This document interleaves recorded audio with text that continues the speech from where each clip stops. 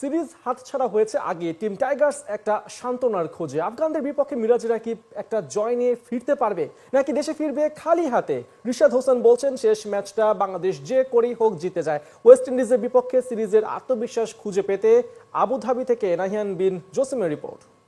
করবে সেটা হোক ইন্ডিয়া, অস্ট্রেলিয়া বা ইংল্যান্ড, তো কেউ আমাদের সামনে দাঁড়াতে পারবেন ইনশাল্লাহ। নিজেদের প্রিয় ওয়ানডে ফরম্যাটে যেন এক অজানার পথে ছুটছে বাংলাদেশের টিম বাস। আফগানদের বিপক্ষে একটা ম্যাচ হেরে রীতিমতো নিঃস্ব টিম টাইগার্স। শেষ ওয়ানডে বাংলাদেশের পাওয়ার কি কিছু আছে? টিম বাসে করে বাংলাদেশ প্র্যাকটিসে এসেছে। চলনে বলনে বডি ল্যাঙ্গুয়েজে কোনো দিক থেকেই মনে হয়নি বাংলাদেশ অনেক বেশি আত্মবিশ্বাসী। আগের ম্যাচটা যেভাবে বাংলাদেশ হেরেছে তাতে করে আত্মবিশ্বাসটা তলানিতে ঠেকবে, এটাই তো স্বাভাবিক।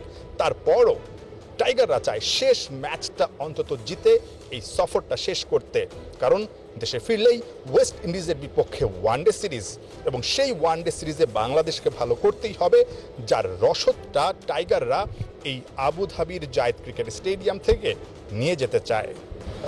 আসলে লাস্ট ম্যাচটা যেহেতু আমাদের দুইটা হারছি, তো 2-0 আছে এখন। তো আমাদের সবার প্ল্যান একটাই যে লাস্ট ম্যাচটা যেন জিতে ভালোভাবে দেশে ফিরে নেক্সট সিরিজটা কীভাবে ভালো করা যায় ওই প্ল্যানে আছে সবাই আর কি। তবে কি বাংলাদেশ বিশ্বকাপে খেলতে পারবে না? বাংলাদেশের 2027 বিশ্বকাপ নিশ্চিত করতে হলে কি কি সমীকরণ মেলাতে হবে?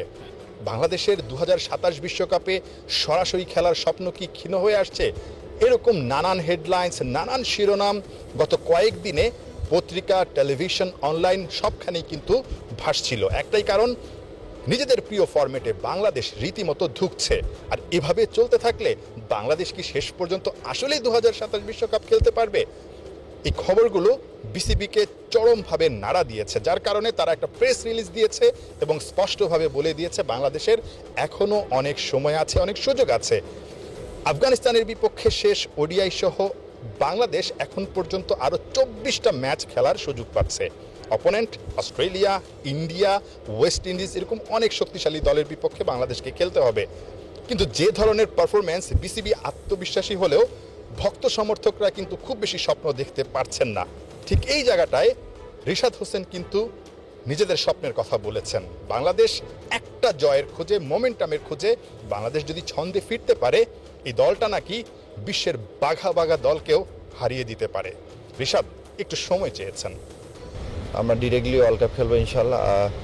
বড় টিম ছোটো টিম আমাদের কাছে এটা আমরা চিন্তা করতেছি না।